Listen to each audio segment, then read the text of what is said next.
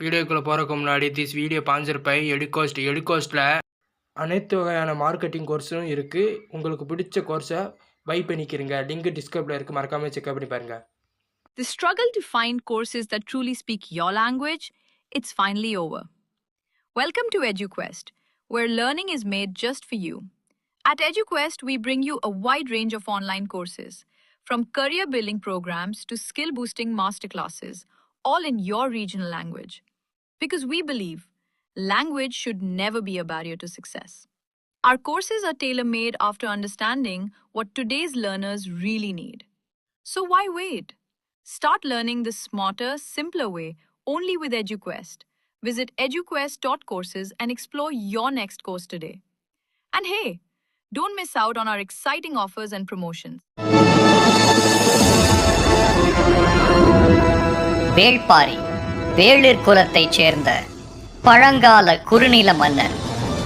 பரம்பு மலையையும் அதை சூழ்ந்த 300 கிராமங்களையும் கொண்ட பரம்பு நாட்டை ஆட்சி செய்தவர்.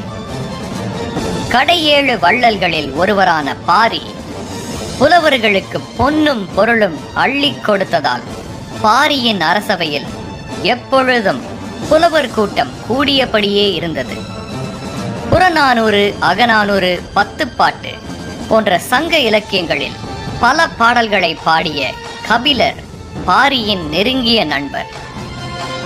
அவர் பாண்டிய நாட்டை சேர்ந்தவராக இருந்தாலும் பாரியின் நற்குணங்களால் ஈர்க்கப்பட்டு பரம்பு நாட்டிற்கு இடம்பெயர்ந்தார். பின்னர் பாரியின் அரசவை புலவராகவே பொறுப்பேற்றார். ஒரு நாள் முல்லை கொடி ஒன்று படர முடியாமல் வழியில் கிடந்ததை கவனித்தார். வள்ளல் குணம் கொண்ட பாரி சற்றும் தயங்காமல் தன் தேரை அந்த முல்லை கொடிக்கு கொடையாக கொடுத்தார். அன்று முதல் முல்லைக்கு தேர் கொடுத்த பாரி வள்ளல் என்று எல்லோராலும் போற்றப்பட்டார்.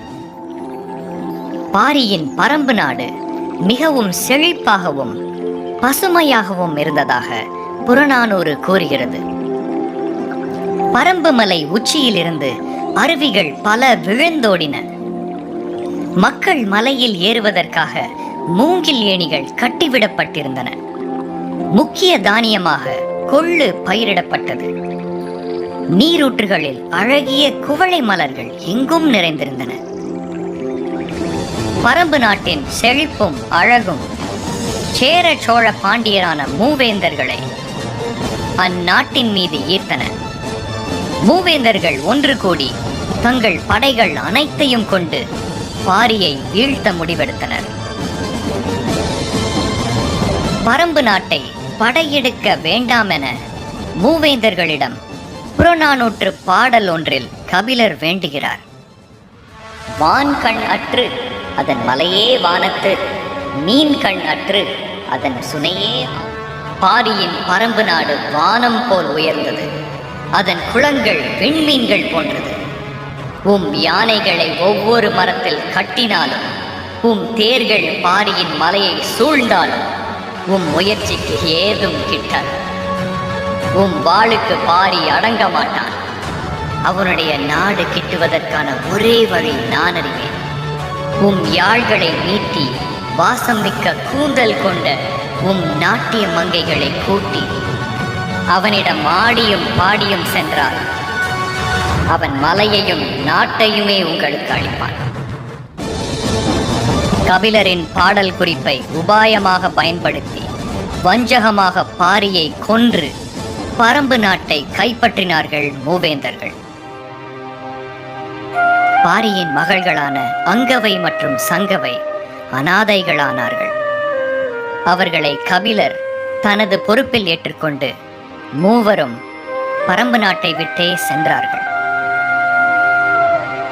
இன்று பாரியின் பரம்பு மலை பிரான் மலை என்ற பெயரில் தமிழ்நாட்டின் சிவகங்கை மாவட்டத்தில் இருக்கிறது. ஆனால் கவலைக்கிடமாக இன்று ஒரு வெற்று மலையாகவே இருக்கிறது. பாரியின் கொடைத்தன்மையை இன்றும் என்றும் உலகம் மறக்காது. வேள்பாரி.